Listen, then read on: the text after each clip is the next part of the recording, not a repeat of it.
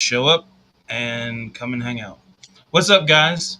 Welcome to Thomas's Tangent Time. We are here with my dear friend Casey. There we go. And Dal Sue, right down there. Outsu. That's me. These are perfect people. Perfect people.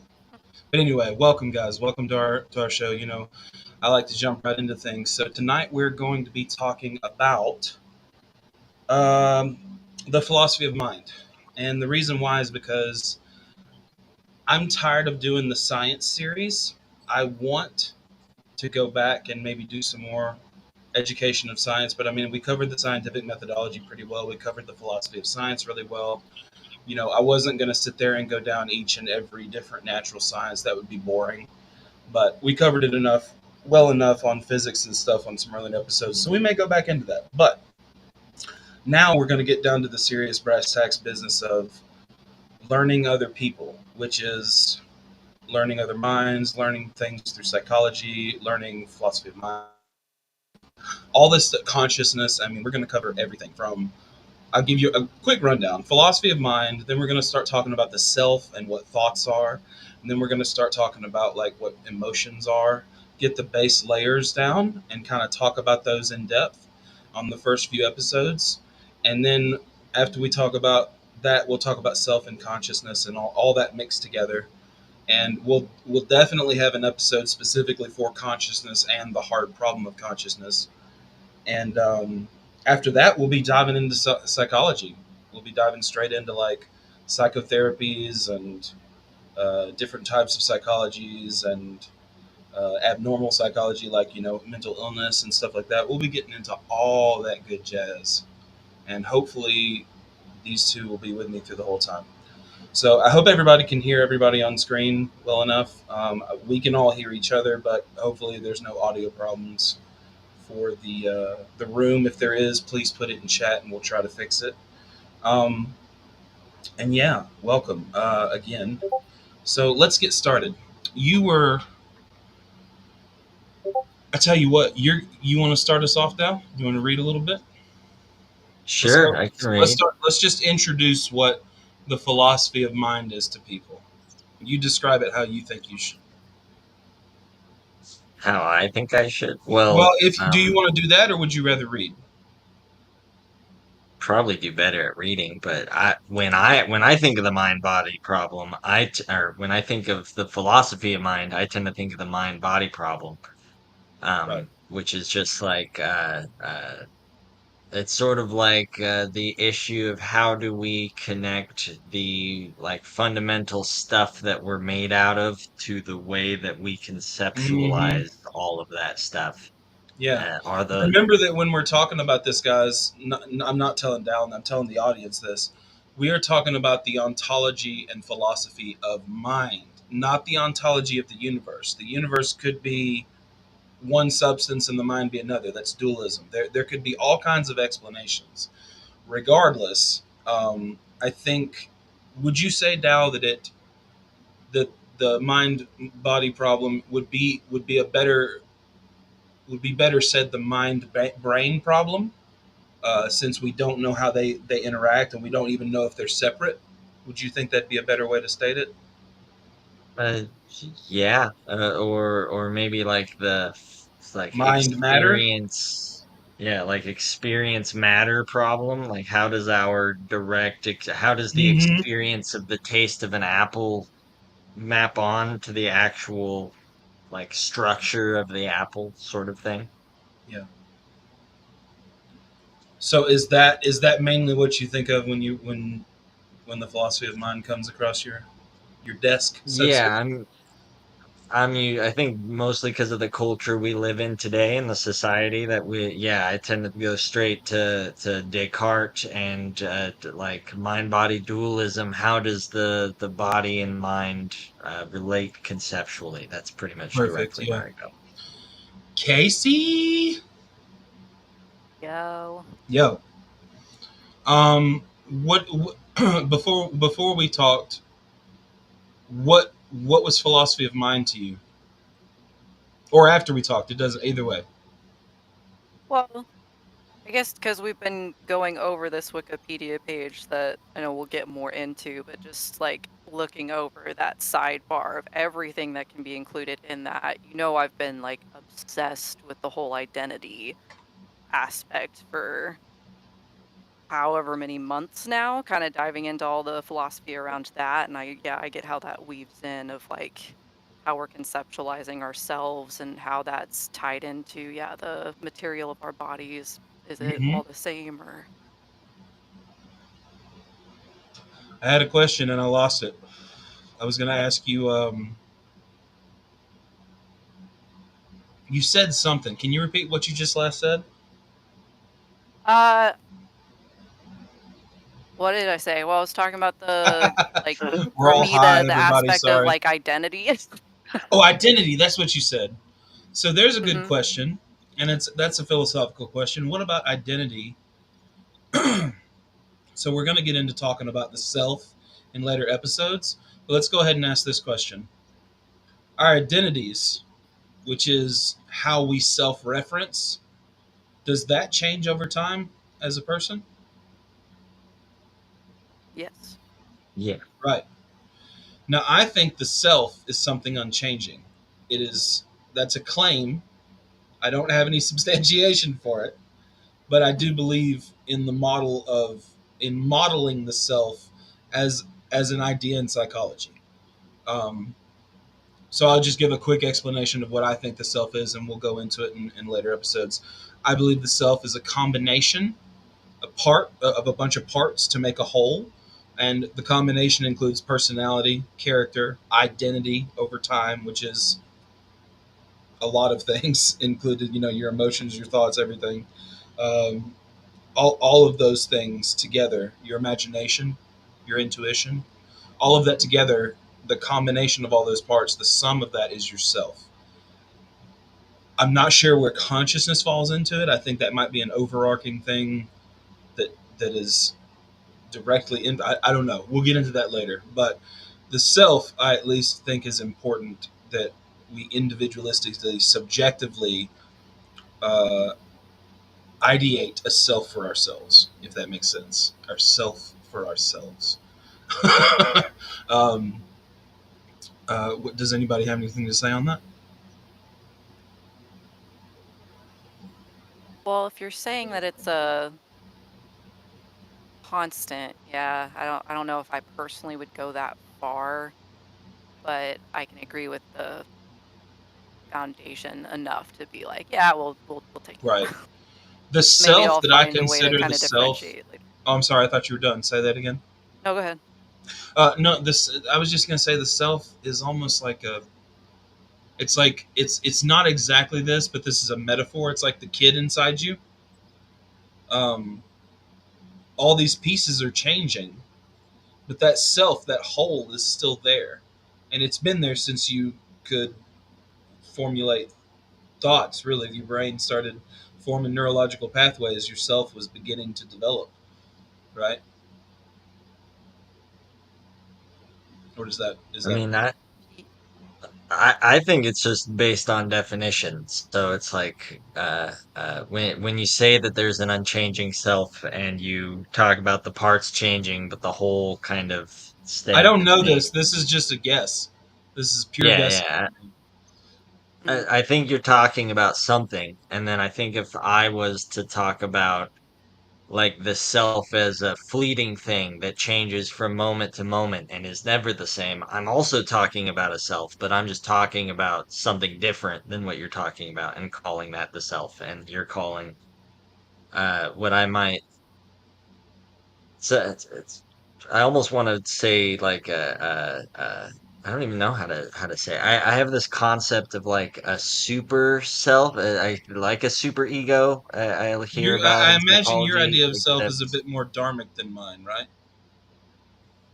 I mean, I'm wishy-washy these days. So like yes, but I'm also like I'll throw out the Dharmic side and talk about the Western side too, and I kind of try to look at them as two like sides of the same two different ways of thinking about it that are equally valid is kind of what I tend to go after. Do But you think there even in is the any dharmic, other? Oh, I'm sorry. I thought you were done. I was gonna say, even in the dharmic side of things, I think every question that's in the West is every single stance. There is the same stance over there, because yeah, like the Vedic Indian philosophers were very like all the way to a universal self that's unchanging, that makes up everything, all the way to just our individual unchanging selves, trapped in like a material world. That was a Buddhist thing. And then Buddhists got rid of the self entirely, some of them. So there's like, I don't know, there's like different stances all over the place where the self exists and doesn't to various Yeah, I degrees. agree. We can cover some of the counter examples if we want to, like arguments from determinism. If we're all just biologically determined, physical determined entities, nomologically determined entities, then how is there a self, right? If there is no such thing as consciousness and we think we're aware but we're not aware, but we're philosophical zombies walking around with no actual experience, then there is no self. There's a lot of these skeptical scenarios that we can posit that say, oh, the self is just an illusion, or the self doesn't even exist, or the self is a misunderstood concept. But from what all I've read, my model is specific to me. The way that I think about myself is just for me. You know what I mean? And that's like the point of it. And like, is there another Dao Su out there in the universe? Maybe. Is there another Dao Su on this planet? I doubt it. Too. There is no one specifically like you, and that is yourself. Would you say that? Sure. Like even Yeah. just the arrangements of your neurons, they're going to be different than Casey's or mine, or right? See, Yeah. this is giving me some thoughts though of like when you sit there and like do you have that I want to say we were talking about this a few weeks ago and I don't remember how you had answered about do you have an internal monologue? Like can you have like conversations with yourself? You ever do that? No, I don't even when I read, I don't even like. Well, I mean, I speak in my own voice when I'm reading, while I'm reading to, but I don't have any like inner dialogue really with myself. It's there's no arguments or any of that kind of stuff. Oh man, because I do that all the time. I don't know how to I don't even know how to flesh that idea out that it's like I don't know because I get where you're going with it. It reminds me of that quote from the book I've been reading about how they The Book of differentiated Mormon. the yes, yes, my gender without identity book, Book of where Mormon. they said like there was a quote about at stake not being the essence, but how a subject would self theorize themselves. So kind of going like I know we might be jumping ahead, but like that idea with like your identity being one aspect that you can self theorize and that will Mhm. constantly be evolving, but there's still an essence behind that. So when you're saying self, I'm thinking of what they're describing as essence. I could see essence as like in an essentialist view, as in saying it is something essential to the mind or Mm. to the To our person, if you want to call it experience, that. right? If you want to say Yeah, essence in that sense, then yes, that's what I think it is. I don't think it's some kind of spirit, though. I don't think it's some kind of mystical thing, right? right.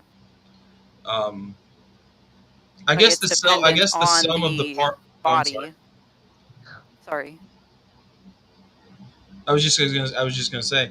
I guess the sum of the parts uh, is the changing whole. As the parts change, the wholes change. But the whole is. I guess that's the weird part. The whole, abstractly here, we're being super abstract. The whole is still there, right? The whole Does the whole Yeah. ever collapse? Like maybe on very insecure individuals, perhaps, or some Well, other problems like that. like let's talk about Theseus's ship, since we're kind of already there. Yeah, identity. Yeah, Um, go ahead. um, so the ship, as you change each plank of wood, like our conceptualization of the ship doesn't change, but the actual like stuff, the substance that's there is being swapped in and out. So the substance of the ship is changing and going in and out, and some of its qualities might change, like the type of wood it's made out of might change as you replace planks, or with what the sails made out of might change. And so you can have changes of qualities, but since we're conceptualizing Theseus's ship as a certain thing, and in this case, it's probably like a function. It carries us over the ocean or whatever, and we have a certain idealized ship that that we're fitting that into. That idealization is the self, and this is the unchanging ship. The unchanging self The whole, is like, that whole thing. Yeah, yeah, yeah, yeah, yeah. I got you on yeah, that. that whole So is like a, yeah. so I'm gonna let Casey respond after this, but so using that analogy and going back to the abstraction of the parts and wholes of our mind, can imagination and intuition and things like that change over time? I think they can. Yeah, Yeah. for Yeah. sure.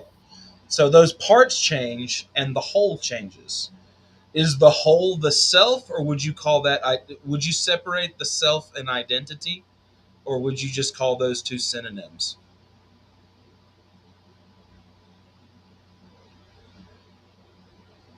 I could see either That's way. I might separate them like because I feel like you can have a sense of self without Can a thing have? without like identifying. I'm sorry to interrupt. But Can a thing or an object have selfhood? can an object have selfhood? I mean, I guess we're objects, but can an inanimate object have selfhood?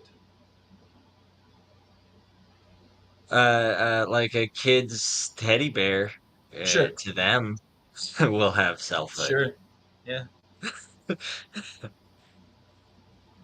No, that makes sense though. That's a good answer.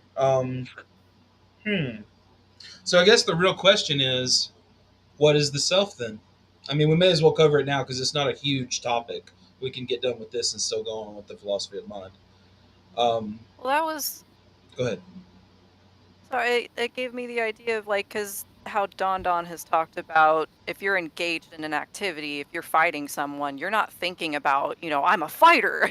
Like, you're just going, Yeah, right? So it reptile makes me brain. wonder about those differences and how if you are taking that time to sit there and think about yourself or what's going on, Yeah. maybe that's separate from the piece of us or our whole the rest of the whole that is performing actions based on that. Does that make sense? Yes, it Yeah. does. I It's like it's that yeah, point a lot. But I also had a flash of the Sherlock Holmes movie where he's just like, and then I'll discombobulate him, and he slaps his ears, and then I punch him in the throat, and it was just like mapped it all out yeah. mentally first, everything, and I'm like, yeah, no one can live like that. You can't map out every single action with intention, and I think that's what you would have to be, kind of. I mean, I don't know if there may be somebody who can do something like that. I know the 2009 Sherlock Holmes movie with Robert Downey. I know what you're talking about, like the first fight. There may be somebody who can do something like that, but I don't think it would be as rigorous as that. You know what I mean? It's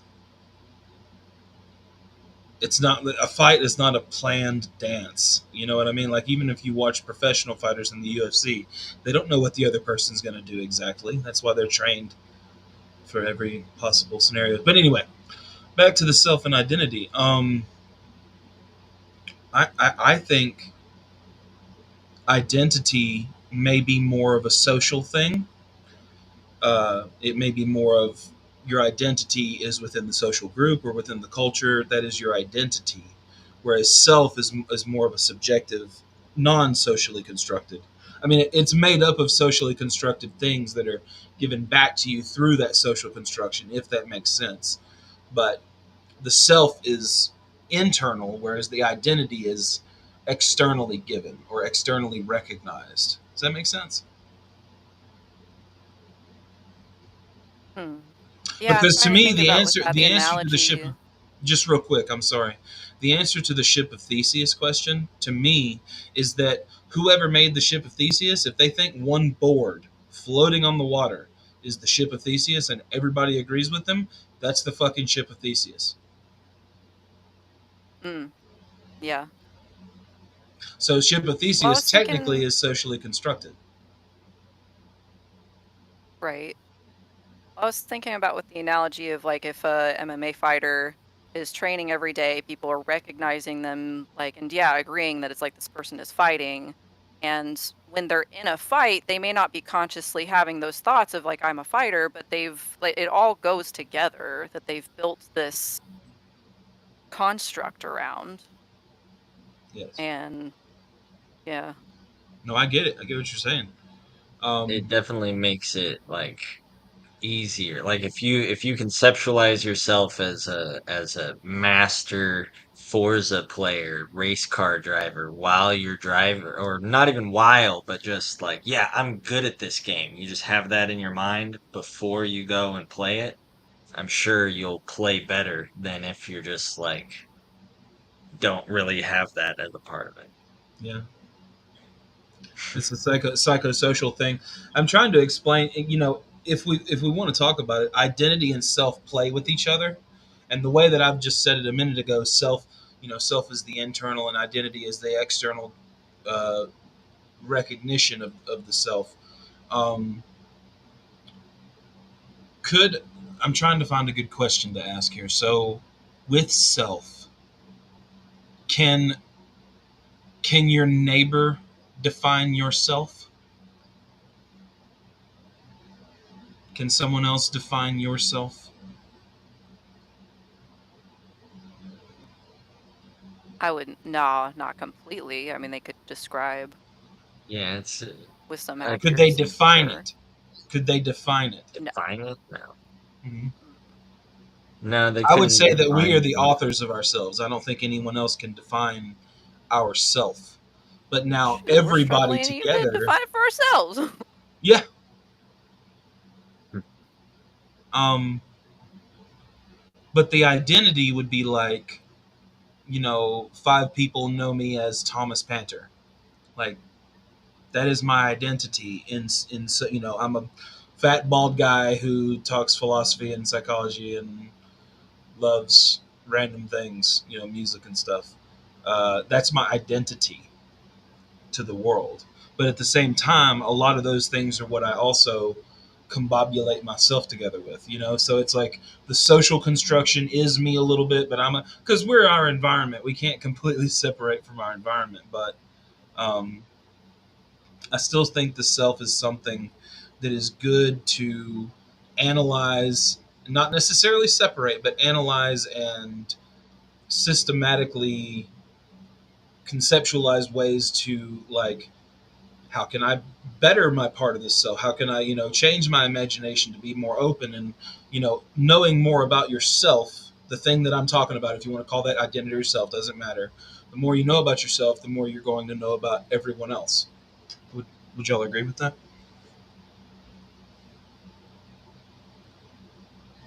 You To a would? degree. To a Yeah. degree? Yeah, I think so. To a What do you, what degree. do you, what do you, what do you think otherwise? I mean, I think that people will surprise you. And so, yeah, you will learn a lot about people through introspection. But then when you go out there and the rubber meets the road, you're going to meet someone who's just thinking of Oh something yeah, yeah. completely in the I opposite was about to direction. mention the other half of my But yeah. statement, which would cover that. Mm. Yeah. No, I get you. 100%. But yeah, I think that's a very useful distinction between identity and self. I think I tend, because it is socially, like the self is made up of parts that are kind of given to us. And I think Casey was saying something a while ago about a study saying that it was like the self is like a defense mechanism where we build the self out of the parts given to us to deal with the world. So it's like as people ascribe stuff to us and like have us do like if your parents are having you clean the room or something, you have to deal with the self and conceptualize the self in order to do that. And so you end up building it as like a reaction, and then you conceptualize like the identity that's thrust upon you later after you've already Mhm. constructed this self, and then you have to deal with that I like agree with all that. Very well said. I Yeah, don't I know do the way have the out of that quote. paradox. Go ahead, Casey. Oh, I've got the quote of what they said that anything that characterizes our sense of self precipitates through how we treat the other's incursion into us. Self is thus what gets crafted in the wake of and in the effort to treat that invasiveness. So, in that last part of the quote I said earlier, that's at stake is not essence, but how the subject is self theorized at any particular moment. Okay, I get. Yeah, good information. So let's do a reductio ad absurdum. Let's take this to just ridiculous lengths. I mean, it's not absolutely reductio ad absurdum, but just stay with me. Um, if a human is raised alone on an island, they have all the needs that they have. You know, they can eat and stuff. But a human alone is raised on an island. Will they form a sense of self? if they have to negotiate their way through the world through whatever means, I would think so. So, like, if they're out in the wild and they have to hunt or gather and craft, they're gonna have to like differentiate themselves from the animals they're killing and get through that relationship somehow. I wonder if they would be like, "I am me and I am special." I wonder if they would come to that if they were the only person on that island. I would assume so. I think that's just an ego thing. Like you had to be like, I am Ugo, the trap maker, and no one can make traps like me. Oh, oh. Well, what's the? Because I'm thinking of like, little, I don't know if amoebas have brains or like a central nervous system or something that would be, because I'm thinking of how, like, what is me aside from anything that has been pushed onto me is just, I would describe it as like a thing that is experiencing and like taking actions. I don't know where I was going with that. Sorry. Doesn't matter. We're all stoned. Um, okay, so trying to think of a way to put a good pin on this. We all pretty much agree that identity, self, whatever, changes over time. But there is this essence or some essential thing about us that is us, right? That is specifically us. Would you Right. agree with that? Yeah. Would you agree with that, Dell? Essential? Something that is specifically us, like not you don't have to say essential if you don't want to. Not necessary. I'm not making like an argument from necessity. I'm just saying like there is no one on earth with the neural patterns like the neuro connections and stuff that I have. Yeah, okay, yeah. Yeah. Yeah, you're saying Okay. we're all So I individuals. Yeah. yeah, I am specifically me, right? I'm not specifically you.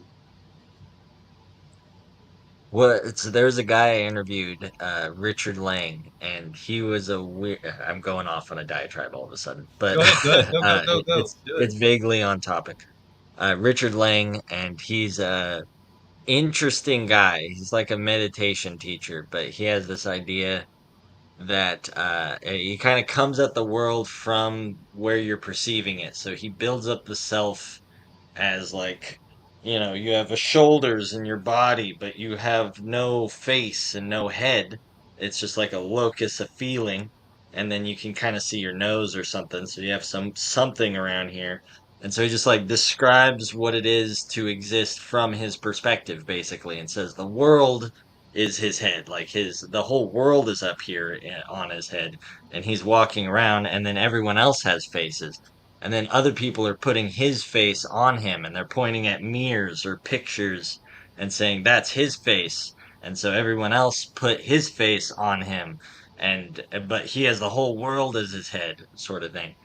And it's for I guess I've now forgotten where I'm going with it, but the I think the overall point is that pretty weird how far you can go in conceptualizing the self. Because after I was talking to him, it felt like he was actually there. Like that's how he viewed himself in the world. Was the world's on his shoulders, and everyone else is just a part of that Is world that that's not on his specific to shoulders. him? No, yeah, it is very specific to him. Right. So that's his self. Yeah, I there The was lack of a a self is self. yeah, he definitely still has a self. It's just funky. It's a very funky way of viewing it that I found really interesting. Well, I mean, I understand the metaphor, but I don't know if that can help me conceptualize it any more clearly. I don't know if that like it doesn't. I'm not saying you're muddy in the waters or anything. It just doesn't help me make some kind of systematic, analytical framework to look at this at because that's how I look at most things. I understand that we got to flow. You know what I mean? Like go with the flow. I get it. I know we got to flow. Like in all ways of life, we've got to learn to flow. But um,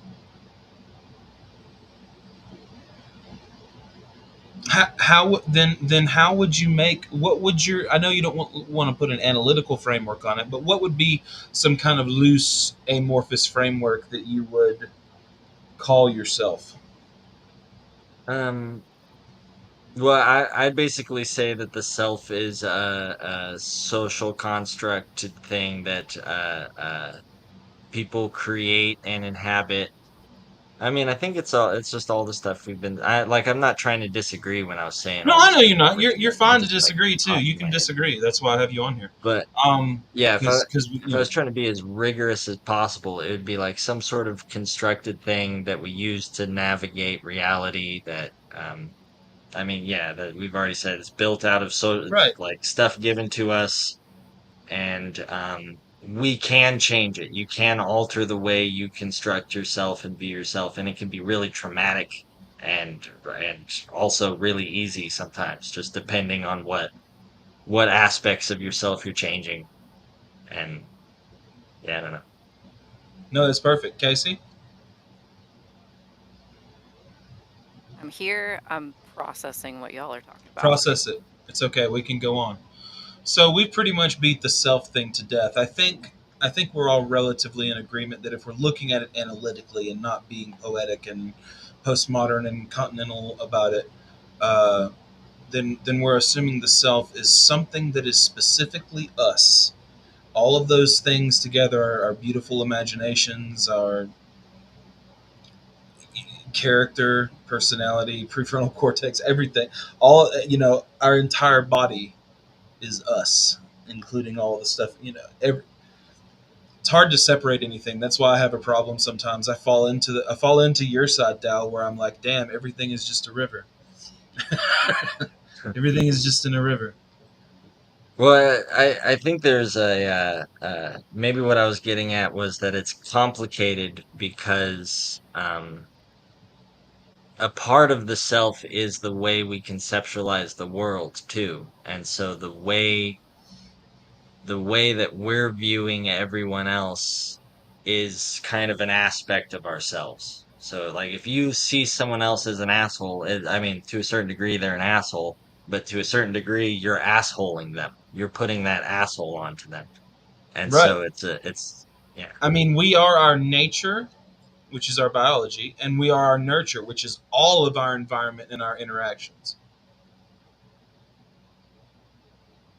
So, I mean, socially, people do like what people socially identify us as is a bit for most people what they take on themselves.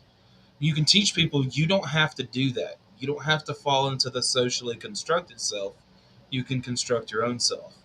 And it might be based on some things that are from the social constructs, but it's not completely from that. You can make not make who you want to be because there are some things outside of our control, but you can be yourself without having to allow what every person out there says or does affect who you are internally. Does that make sense? Absolutely, yeah. Even though we Yeah. should care about those good people out there that do have good opinions to share and stuff like that. If somebody wants to criticize me, I'm all for it. But it's not going to make me change my sense of self unless I've done something really horrible. Uh, I'm not going to change my sense of self.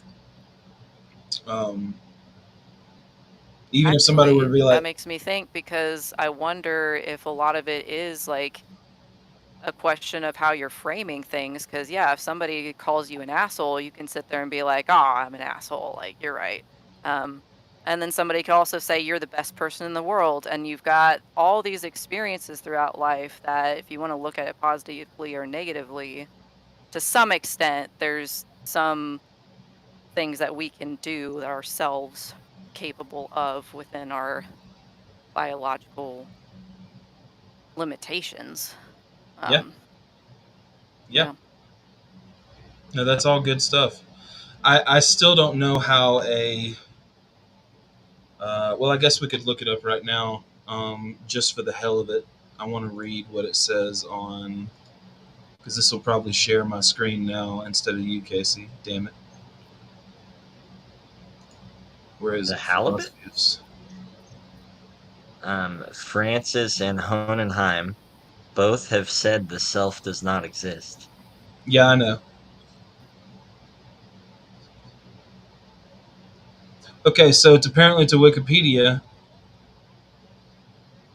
It says that in philosophy, the self is an individual's own being, knowledge, and values, and the relationship between these attributes. So pretty much what I was saying. They just didn't include like intuition or anything. But here's what it says secondarily: the first person perspective distinguishes selfhood from personal identity, whereas identity is sameness and may involve categorization and labeling. Selfhood implies a first person perspective and suggests potential uniqueness. Does anybody disagree with that? Where are you seeing this? On the page just called Self on Wikipedia. Oh, Look it up I real quick. might add okay. that I know there's an Eastern concept that's not Brahma, Atman. Atman kind of is the idea that the experiencing self that we all have that's unique is actually shared, that we all are the same experiencing self. We just don't have the same knowledge and biology and blah blah blah blah blah, but the Well, but like then the that makes us experience different, is the though. That same. right there, that alone makes us Yeah, different and unique. Yeah, yeah, yeah. We would still be different and unique, but the experiencing self wouldn't be the unique part. The unique part would be everything else that comes along, and where it'd be I like guess so. the one experiencer with many paths of experience. I don't know what you would call that. Is this like Faces, a masks. blob that is this like a circle that goes out, or is it like a tree that grows in? How would you say that works? Like, I'm not visualizing it that way, so I don't know. how are you visualizing it then? Well, I know there's because I'm thinking Hindu right now, so I'm thinking God with a mask of many faces. Um, so like there's one entity that's wearing each of us as the mask, and we're all the mask except for the experiencer. That's the entity, and then everything else about us is a mask that it's wearing, and then we're each like that. I guess Sounds I like don't. Plato's cave a little bit. Yeah. Yeah, it's like Plato's cave except not an allegory. Just trying to tell you directly. Maybe it's not like Plato's cave then. Thought it was interesting. Anyway, No, Casey, yeah, do yeah. you have something to say?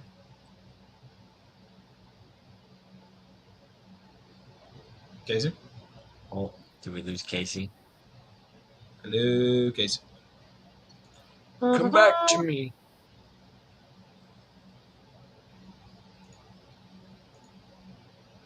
Casey, can you hear me?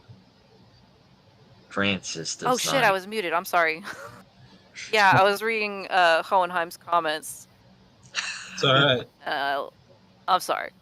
It's okay. I just thought you might wanted to add to something, but you're good. Do your thing. Me and Dow will keep going. I just wanted to make sure you're still here. So when I go Yeah. look at something to read something, does it like I'm sh- what happens right now when I do this, Dow? Are you looking at the Nothing. screen? Yeah, nothing's happening. Did Casey is Casey still on the screen up there? Yeah. Okay, good. All right. So did you read what they say at least on Wikipedia about self?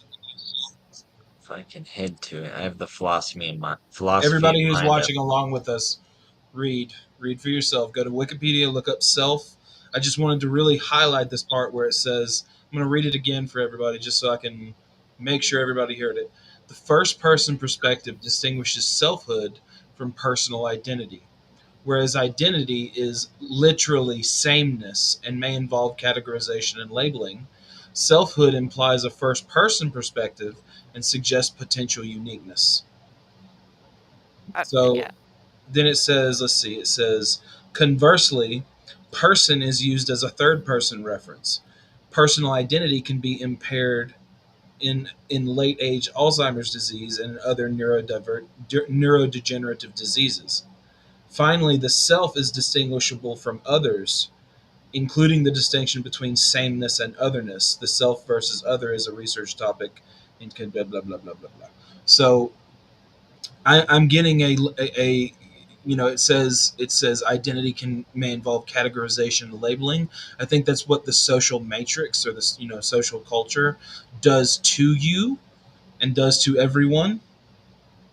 But I don't know if that affects personal selfhood.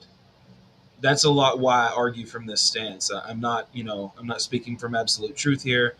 I've just read this page before. It makes a lot of sense to me, even though that's fallacious. But there are other ways to look at the self. There are other ways to look at the self not existing.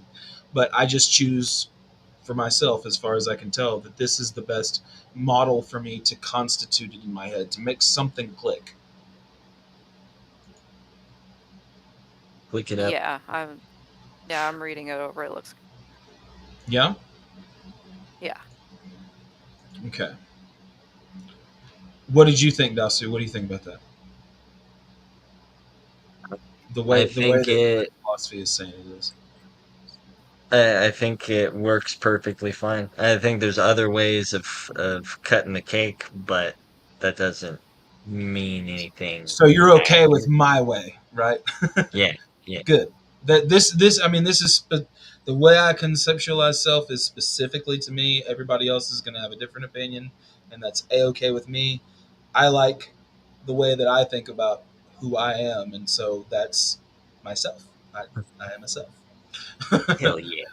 I'm glad that my identity is loved by other people. That way, I can bolster myself, and we should do that for each other. But if someone has a very insecure sense of self, that's a very fragile person, and we should care for them unless they're a horrible narcissist, and then we should lock them up and throw away the key forever. No, I'm just kidding. uh, everybody has a redemption arc, right? Vegeta, everybody thank Vegeta. Come on, And not you know it. Raditz. Raditz didn't Don't get a think redemption arc. Raditz.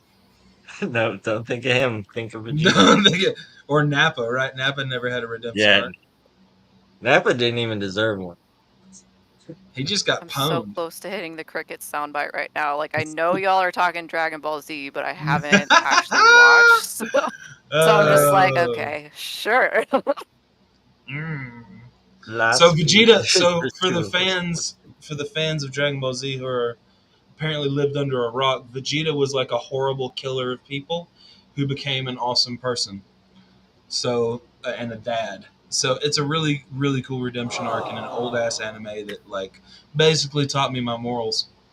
It's not that I wasn't old. going to church. I was watching Dragon Ball Z and playing Japanese It's video pretty. games when I was a kid. But yeah, we can move on now, since we've pretty well covered self. I think as pretty well as we've given each of our individual. Is there anything y'all more want to say about what you think it is, or is there anything else that we didn't cover? I mean, my only thought is just the curiosity of can it exist without, like, you need both things, right?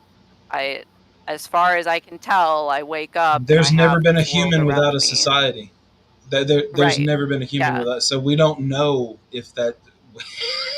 All we can But we assume, you know, know that something is going to change when we die. Like, this something will. sense of Yeah, self will not exist in this world anymore. yeah. As far as we know, yeah. I say as Freaking far me as we out, know bro. because I'm not leaving out the possibility of shit. I've been wrong too many times, so I always try to say Right? as far as we know. We're I would never try. going to die. I'm calling Obviously, it. yes. All right, never gonna die. And I'll come see I, you in the I'm nursing home. We'll both be 190. We're gonna be Yo, doing a let's lot go. of drugs. yeah, Old remember people will be super old. immortality. Immortality is as easy as denial. Ooh, I'm not 97. Give me that skateboard. Yep. Hey, I've seen some pretty athletic 90-year-olds. Probably more Yeah. You athletic know, than they've me, my got fat like ass. there's like an Olympics that you can get into for seniors. I think you have to be like 60 plus, and they have these different age brackets. There's been, I want to say I saw like a PBS special or something on it, and yeah. Oh yeah, That's awesome. that's crazy. Well, guys, we're just hanging. Thanks for hanging out with us, Hunenheim. I love you.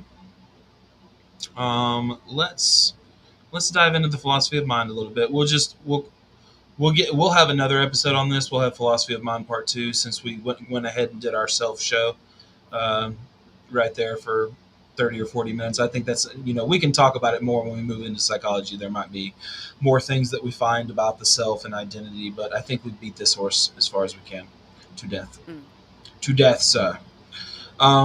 So let me cover the philosophy of mind. And Dal, you can read some of this too because my mouth is almost dry. Um, Cool. so, guys, everybody, just just an explanation. The philosophy of mind is a branch of philosophy, which is basically in metaphysics, that deals with the nature of the mind and its relation to the body and the external world. And they say body because we are our bodies. Our nervous system is our brain is our nervous system. It's all connected. That's probably why they call it the mind body problem, but you can also think of it as the mind matter problem. How do you get mind from the matter of your brain? You can look at it that way. That's a completely good way to look at it. Is there another way of looking at it, Dalsu, that we talked about earlier? Uh, the of the mind body problem. I Yeah, is there mean, is there any other way you could like break it down for everybody watching? yeah. Earlier I was talking about like like mapping the way we conceive the world versus how the world actually is itself and the relationship between that. So how the world actually is ontology, and that's kind of a different thing. But the exact way in which that world relates to our mental map of it, Yeah, um, uh like almost like physically, like how, like, is it two things that are they right. separate, are they the same thing, does one emanate from the other, or what's the other word? Emanate's kind of a spiritual word. What's the Emerge. Yeah, emerge, thank you. Hmm. um yeah, does one emerge from the other? And that's sort of the hard problem of consciousness, is Yeah, we're figuring gonna get that out. into that. So we're gonna call it this. The mind body problem is I would say it is the paradigmatic issue in the philosophy of mind, although there are other issues addressed, so we'll get to those. The hard problem of consciousness being one of those, and things like weird mental states and stuff. We'll get into it. Aspects of the mind that are studied include mental events, mental functions, mental properties, consciousness, and its neural correlates, the ontology of the mind, the nature of cognition, and the relationship to the mind to the body, the mind to the brain, if you will. The brain is the body. It doesn't. It's all the same thing. Try to take out your nervous system and still have your brain. Not going to happen. Uh, you have to have all of it together because that's your senses. So I'll read this again. Yes. Aspects of the mind that are studied include mental events, which are, I mean, I guess as simple as they can, it's any event within the mind. So that's a very general thing. Mental functions, which is like acquiring knowledge as a function. Mental properties, which is the state of mind of a person. That's going to be more of an idealistic kind of notion of self to have mental properties, because the mind may not be physical, and then I don't know if it can have properties. I guess an abstract thought have properties, Dasu, or predicates? Uh, yeah, I mean, I I think, guess I could systematize the thought of an apple in my mind and give it properties, right? yeah, so I mean, sometimes existence is a property if you're uh uh if you're pre-Russell. If you're pre-Russell, existence is a property. Okay, they just mental properties are mental states. That's all they meant. Okay.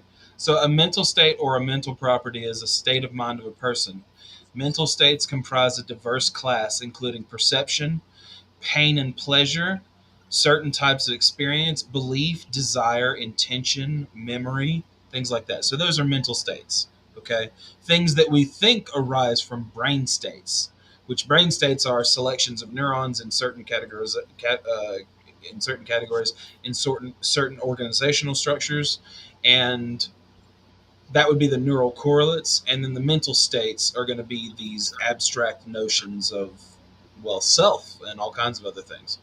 um, it even mentioned the ontology of mind and the nature of cognition and thought itself. That's what we're talking about, even though what we're covering deals with mind and matter. Like, what is the ontology of the universe? Is it monistic? Is it dualistic? Like, that all matters, but what we're talking about here is specifically with the mind and the brain, or the mind and the body. We're talking about the ontology of those two things, and it basically falls within the same argument that you would have about the ontology of the universe. um, the two largest schools are going to be dualism and monism. They're the two central schools of thought. I can define those in a second, but I want Dao Su to speak a little bit about pluralism, maybe explain the forms and a few other things that might give us something to think about. Um, Best you Pluralism can. as it best I can. Pluralism Best you can. as it relates to the property of mind. Um, or property of mind, the philosophy of mind. I think pluralism would I don't know. It's hard, Pluralism right? could mean a bunch of things. Yeah. Yeah.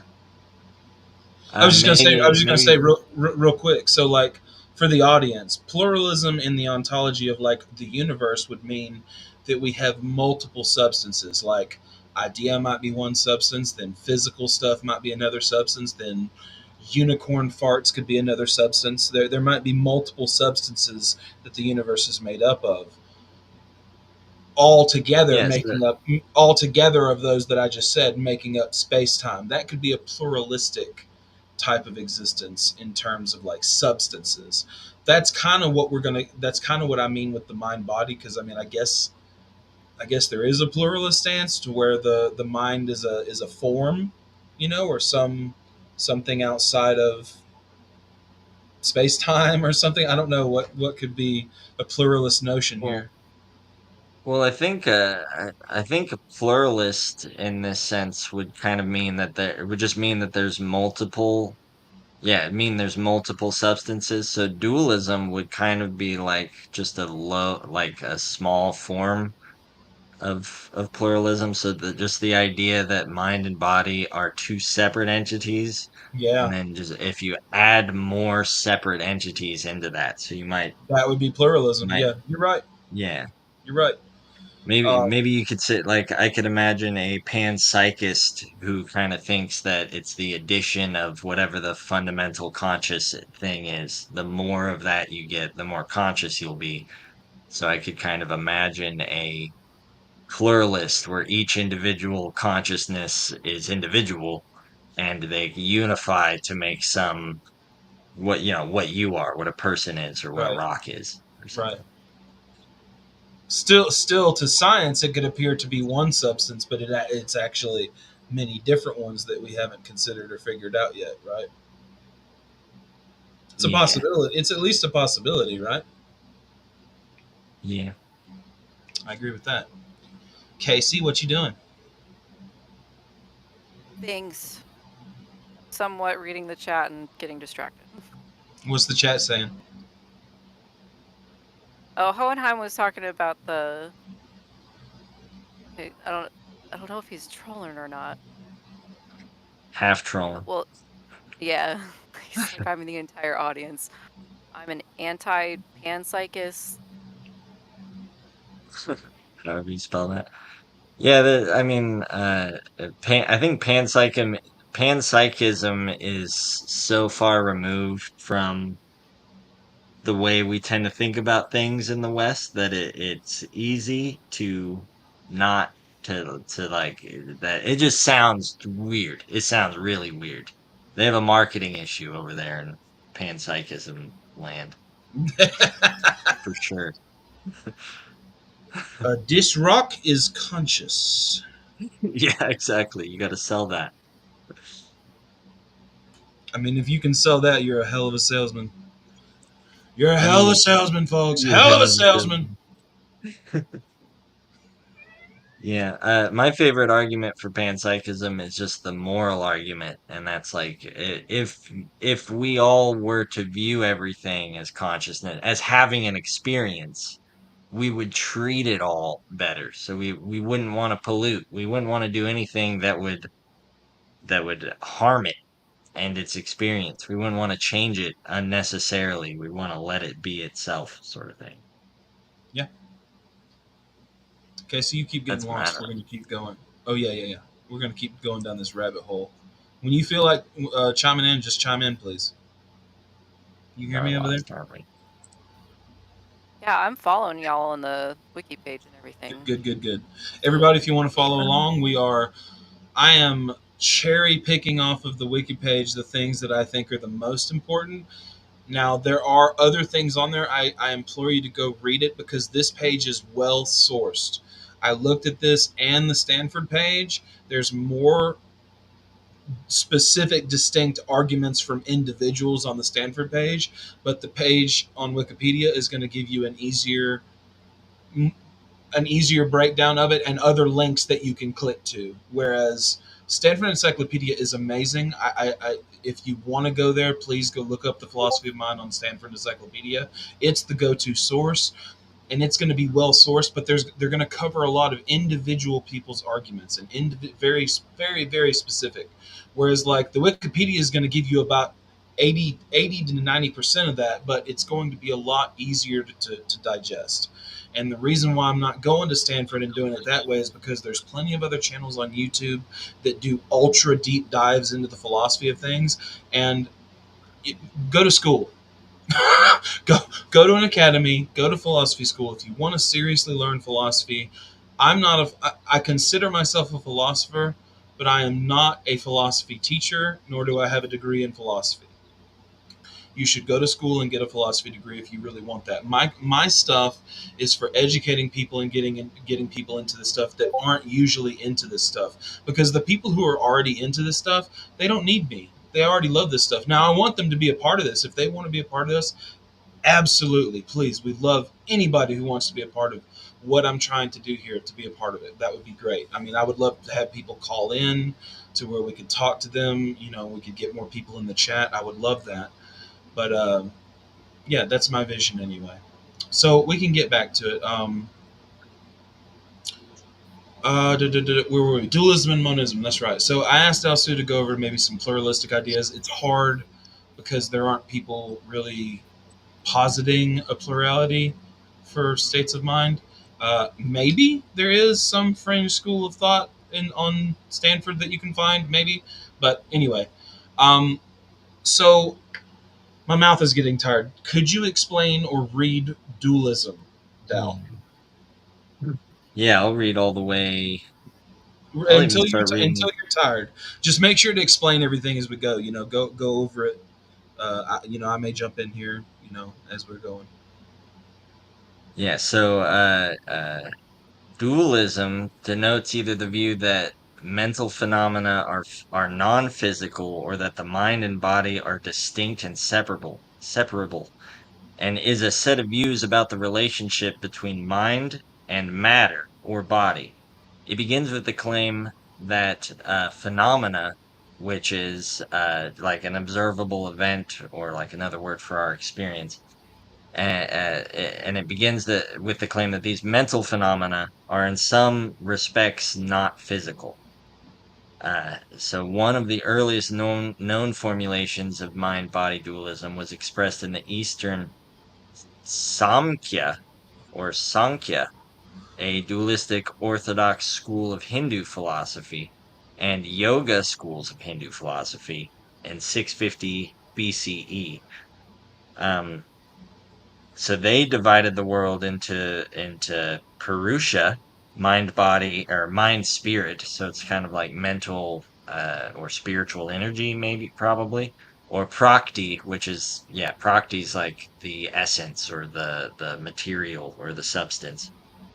And specifically the Yoga Sutra of Patanjali, which I'm sorry for these pronunciations, present they had an analytical approach to the nature of mind. So they were actually very, I don't even know, mathematical with their approach. Yeah, analytical. And yeah, so in Western philosophy, the earliest discussions of dualist ideas are in the writings of Plato, who suggested that humans' intelligence, or the faculty of mind or soul, could not be identified with or explained in terms of the physical body. However, the best known version of dualism is, of course, Rene Descartes, cogito ergo sum. He was born in 19 or lived around 19 or 1641, and holds that the mind is a non-extended, non-physical substance, a res cogitans, which I'm going Yep. to read that one, which just means mental substance. So that's a Yep. fancy word for mental substance.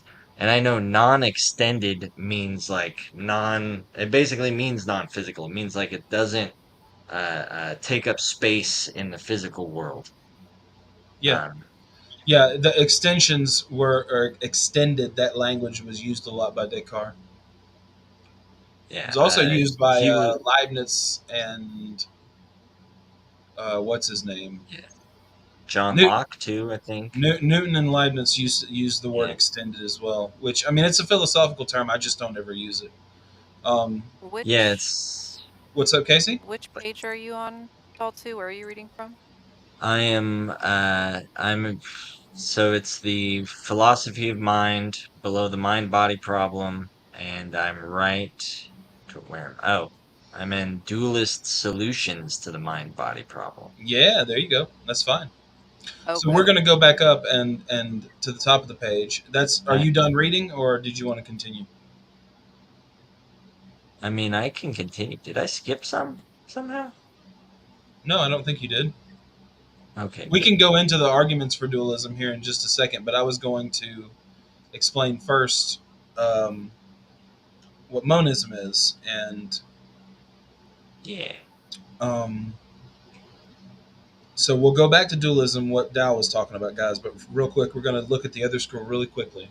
It's the position that basically mind and body, or mind and matter, or mind and brain are ontologically indiscernible entities, not dependent substances. So, not two substances, not three, four, pluralistic, dualistic, whatever. One single substance. The mind, the brain, and the body are all the same shit. Now, when I say the word shit, shit, I mean substance. That doesn't mean that the mind could be made up of a trillion different substances as long as we still get an empirical view of like particles and stuff out of that. I don't really care what the substance is. The substance could be Care Bears. It doesn't really matter, but it is important in philosophy to at least make the distinction and to understand that some people see the universe differently with dualism, where they think that the mind and matter are separate. They think that the mind is something subjective and that the world is something objective. And even though in science subject and object aren't necessarily separate, a dualist would say they are.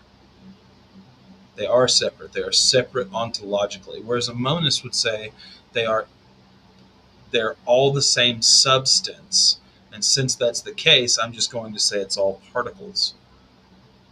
That's a categorization. So physicalism, which would make use of the standard model of particle physics, is a monism. Physicalism is a monism. Okay. Physicalists argue that only entities postulated by physical theory exist. I'm not a methodological, excuse me, I'm not a philosophical or metaphysical naturalist, which says that only physical things exist. I'm more along the lines of methodological naturalism, which says until we see any other types of causation, physical is all that we can assume. It doesn't mean that there isn't anything else causing shit. We just don't know anything else other than the physical. So I fall under that camp. I am a physicalist, but I'm open to things like neutral monism, which we'll cover, and I'm open to things like dual aspect monism, which is on here denoted as a dualism, which is weird. But anyway, um, there are idealists that maintain that the mind is all that exists, that the personal experience, that the external world is either mental itself or some kind of illusion created by the mind or everybody's mind. A neutral monist, such as like William James, would argue that events in the world can be thought of as either neither mental nor physical, depending on the network of relationships. Uh, but that it could be some third substance. It could be, not mental, not physical, but it is all this one substance. We just don't know what that substance is. Wouldn't really make a difference. We would still be doing science with our empirical senses in an objective reality, as far as I can tell. We may be in the fucking matrix. Doesn't matter. We've got to work with the rules of the matrix until we can find a way out. You let me know when you find a way out in the comments, and I will get right on that. So there are other positions, but I'm going to leave it at that right there. So most modern philosophers of mind adopt either a reductive physicalist or non-reductive physicalist position, maintaining in their different ways that the mind is not something separate from the body. Okay, so a reductive physicalist is going to say we can study the quantum effects of the mind and probably understand it. Basically, everything is physical. You know, a non-reductive physicalist is going to be. Let's see if it gives me a better definition here. Doesn't look like it's giving me a better explanation. Non-reductive emergent. Can you? Oh, wait. The opposite view is non-reductive physicalism. Reductive physicalism is the view that mental states are both nothing over and above physical states. Okay. Okay, that's reductive. I need non-reductive. You dumb page. This makes for great viewership. I'm sure me sitting here staring at screens. Non-reductive physicalism. Yeah, I know what it means. I'm just trying to explain it in the correct way as to not make my definition the one that it is. Non-reductive means that you can have physicalism, but you don't think that there is a bottom to it. Like most physicists today think that the bottom, what we can see at least, is the subatomic, the standard model of particle physics, quarks, leptons, bosons, fermions, all that stuff. But I'm trying to think of non-reductive would be some kind of I mean, because that's what science is about, is reduction. It's reductionism. I'm trying to read and see if this is going to tell me. I'm just going to look. You know what? ChatGPT. What is non-reductive physicalism? What is non-reductive physicalism? Come on, ChatGPT, you got this. Oh yeah, sucker. Oh, okay. Non reductive physicalism is a philosophical position in the philosophy of mind and metaphysics that maintains two key claims. One, physicalism. All phenomena, including mental phenomena, are ultimately grounded in and dependent upon physical processes and properties. Number two, non reductionism. While mental states and properties are grounded in physical processes, they cannot be fully reduced to or explained solely in terms of those physical processes. In other words, mental properties are considered to be distinct from physical properties, even though they are not different ontologically. So, in this sense, I'm almost a non reductive physicalist. Does that make sense to you, Dow? It's like not completely, almost. What do you think about it? I know your brain wheels are spinning.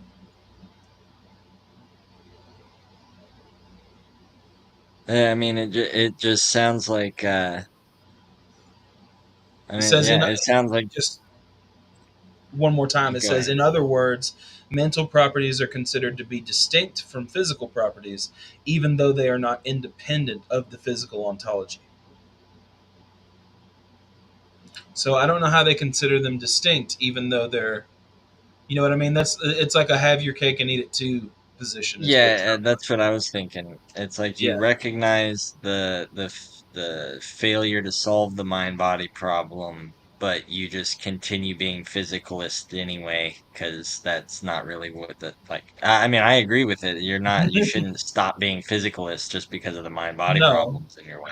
A reductive physicalist, But though, is going to yeah, make the claim that everything can be explained with the physical. Even further down, if there's something more fundamental than quantum mechanics and the way that quantum physics operates at that level, then that would still be the reductionist answer. They would say, "Look, we can reduce it all to quantum mechanics. We can reduce it all to blah blah blah, whatever the next level is. You know, if it turtles all the way down infinitely, I don't know." yeah, Um, and they'll just call that physical. I mean, this is why I'm kind of agnostic in that area, because to me, it doesn't matter if we call it physical or mental, as long as we have the quantum mechanics.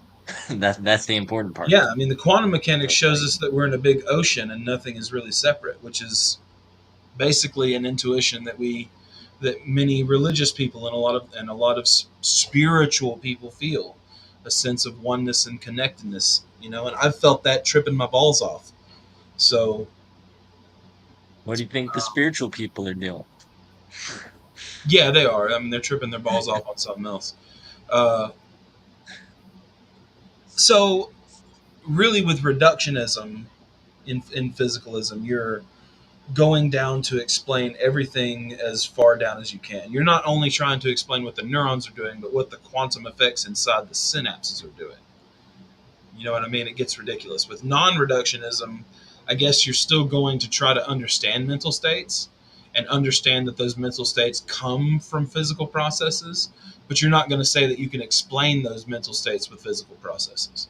You're going to say they're the same, but you can't explain them with it. That doesn't. I don't know about that stance now that I read it again.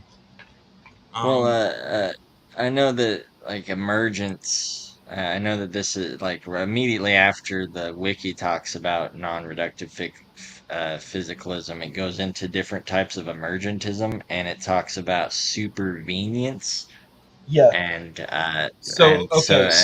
So yeah, supervenience is basically the table in my room supervenes on the quantum mechanics in the room.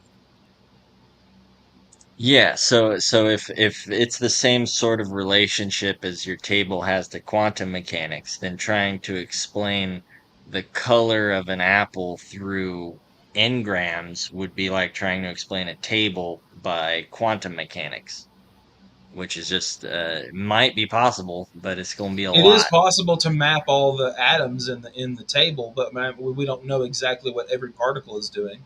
You know what I mean? Yeah, and there might even be a problem like that that gets in the way or something. But I mean, basically, supervenience is saying everything supervenes. Like supervenience is this thing at the top level requires bottom level support by something, And so, Yeah, everything to me supervenes on the quantum because everything yeah. I is guess quantum. what I'm saying is like, you know uh, how hard would it be to learn sociology by through learning psychology? Where it's like you learn every individual's behavior in order to talk about the behavior of the whole. That's seemingly an impossible task. No one's done it. And so I think there at least if I was to be one of these non-reductive physicalism guys, that's what I would be thinking is that the whatever the thing is that's physical, that where the brain states, the engrams that are making up the conscious experience, there's going to be some in what would it be? What would it be like almost randomness that comes out of it, in the same way that uh,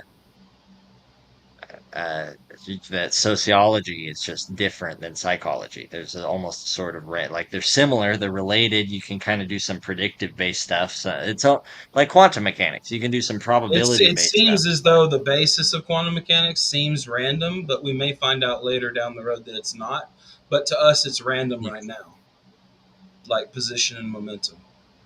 for sure. Like economics, a lot of our economic theories are probabilistic, but we know already that there's not. That people aren't probabilistic. There's a certain amount of people out there running around spending money.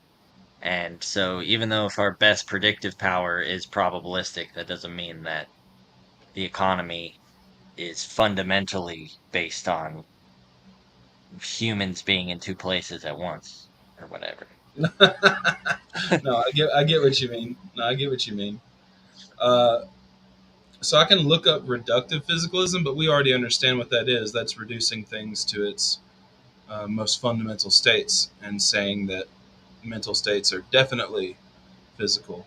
See here, it says key features of non-reductive physicalism: supervenience. Mental states supervene on physical states, meaning that any change in a mental state corresponds to a change in a physical state. However, mental states are not reducible to physical states. See, that's a have your cake and eat it thing too again. I don't really know. Then what are they? If mental states cause physical states, but it doesn't work the other way around. I mean, I guess physical states can cause mental states, but it still says mental states are not reducible to physical ones. I don't know about that. I just don't know about that. That's the part that I'm struggling with. What do you think? Is global economics reducible to household economics? No. Yeah, that's kind of where I'm coming from. Like if you can model like trade between the US and China through how much gas people are spending every month or something like that. That's almost where that's the only way I can think of it is it has to be so complex that it's just not predictive. You can't predict one based off the other. But that's not even what it's saying. It's saying like It's just saying that mental states are not reducible to physical states. It's saying that mental changes the physical, but they're not, you can't scientifically reduce them to physical states. You cannot say, well, at the quantum, this does this and this and this, and that's why that mental state happened. They're saying that's not possible. That's what a non reductive physicalist is saying.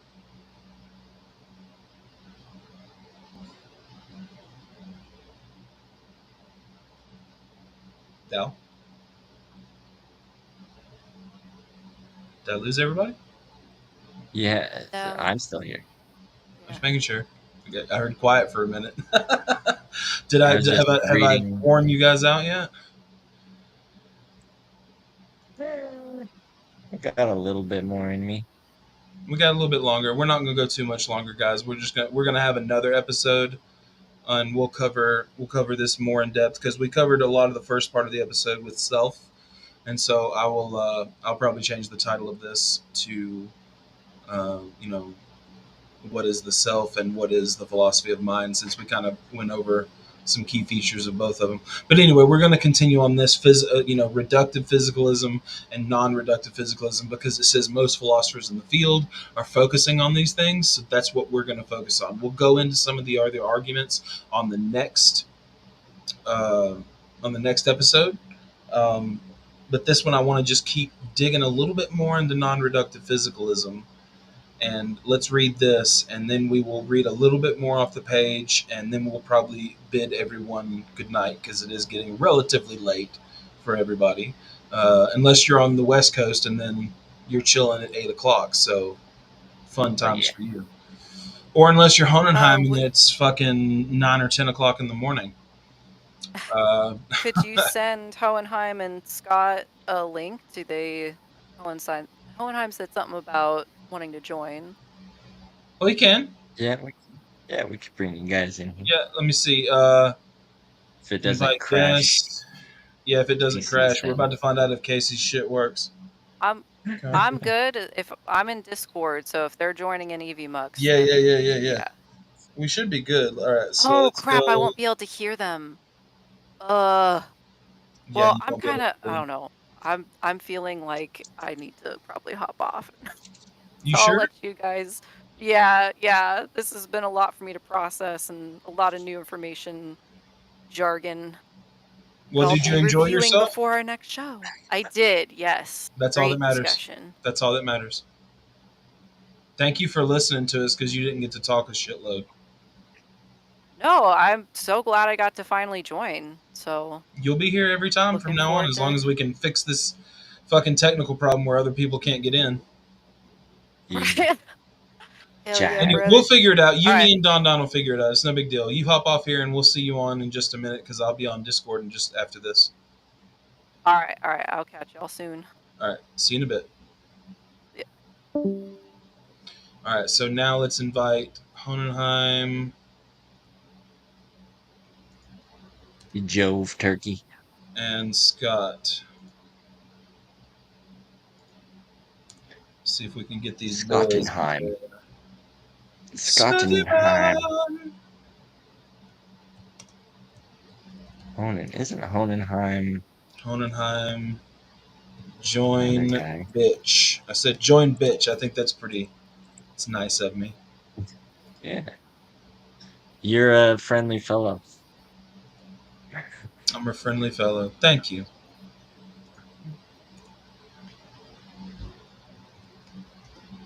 Oh, whoops.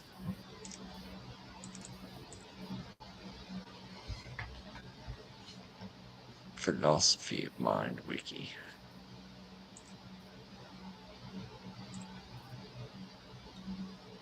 It looks like actually I might be wrong, but What you wrong about? it's so it says non-reductive physicalism. That's what we were talking about. That's what we were talking about. Yeah, sure. And it says eliminative materialism.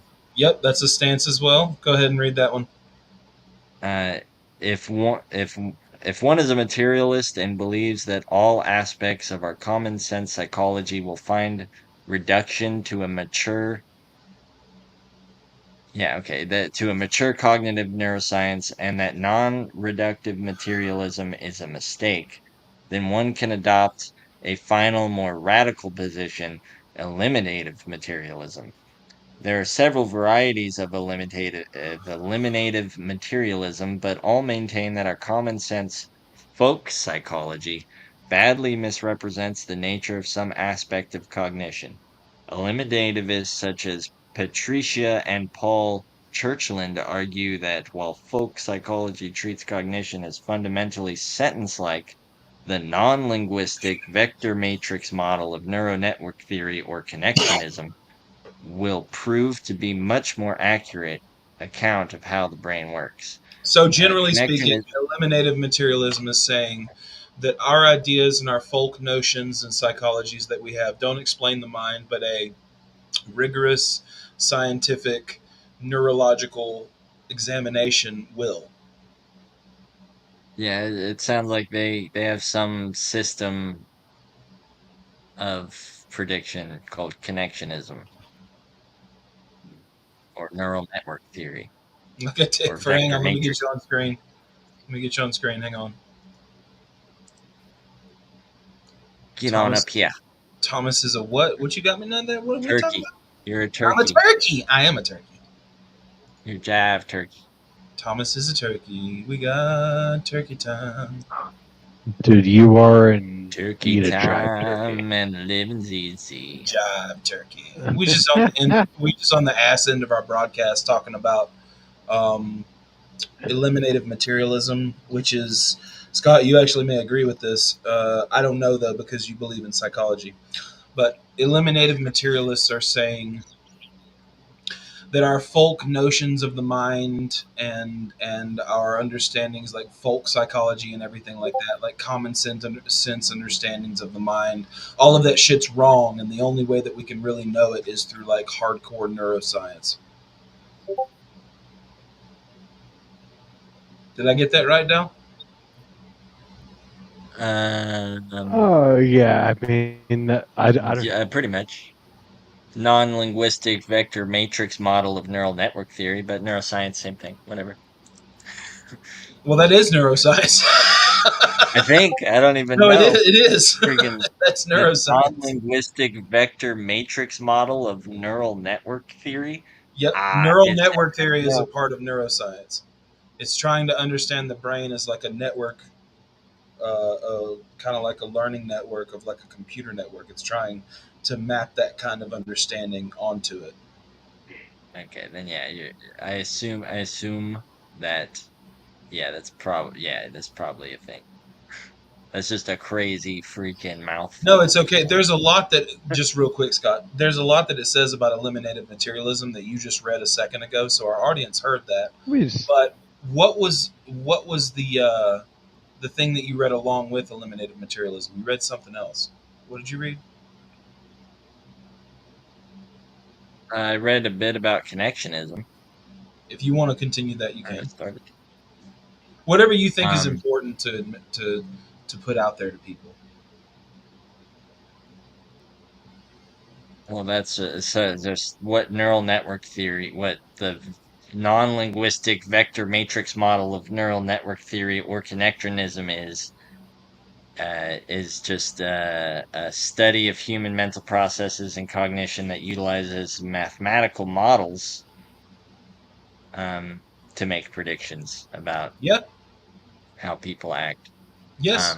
But basically, the whole eliminative materialist thing is to think that these things will work while psychology doesn't, and At least folk or at least these psychology. things will work better than The- psychology does. Yeah, yeah. folk At psychology. least full psychology, which would be like, I guess, just general understandings of the mind and Uh, how it works in everyday social culture. it's Um, so I'm pretty. I'm not an eliminative materialist. I'm not. I think our understandings of the mind can also be colloquial as much as they can be neuroscientific. However, the neuroscientific wins in terms of telling me what the fuck's going on.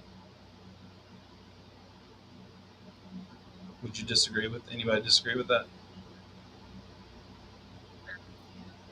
I agree with you. Scott, are you there? I'm just like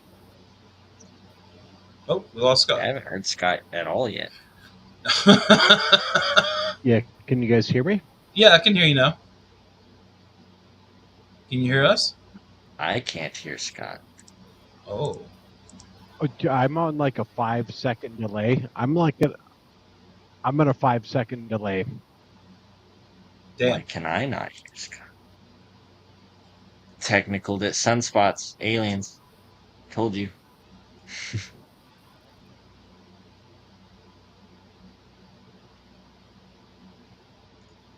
It is aliens.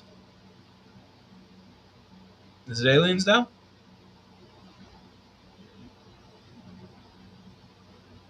Can you still hear me, Dal? You're lying.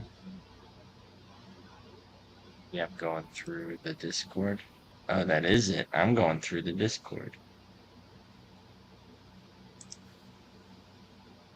Can you hear me? Do, do, do, do, do, do, do. Live shows are so fun because they fuck up and it's okay because nobody cares. Now, Dun, dun, dun, dun, dun, dun. Mm-hmm.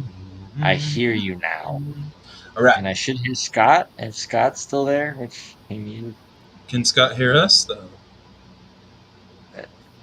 I at least realized that I was going into. I forgot they had me mute the. Oh, that's right. Scott has like a 5 second delay. That's right. He told us, which I have no idea why. Why do you have a 5 second delay, my boy? In case he cusses. He can bleep himself real quick. Oh, he's texting me. Okay. When I speak, it's way behind. Okay. Okay, we'll wrap it up then.